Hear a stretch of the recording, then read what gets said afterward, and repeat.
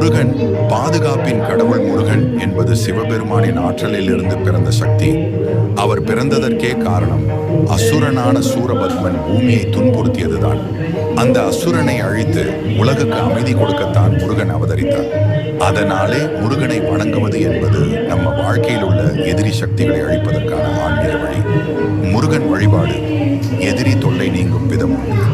வேலின் அருள். முருகனின் வேல் ஒரு ஆயுதம்தான் இல்லை, அது ஞானம், நம்பிக்கை, தைரியம் என்பதற்கான சின்னம்.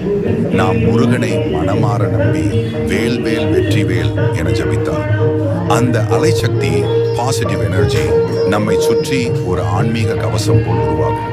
இதனால் எதிரி நினைப்பது கூட நம்மை தாக்காது. தீய பார்வைகள், கண்ணேற்றம், ஜாது, சாபம் போன்றவை தானாக விலகும்.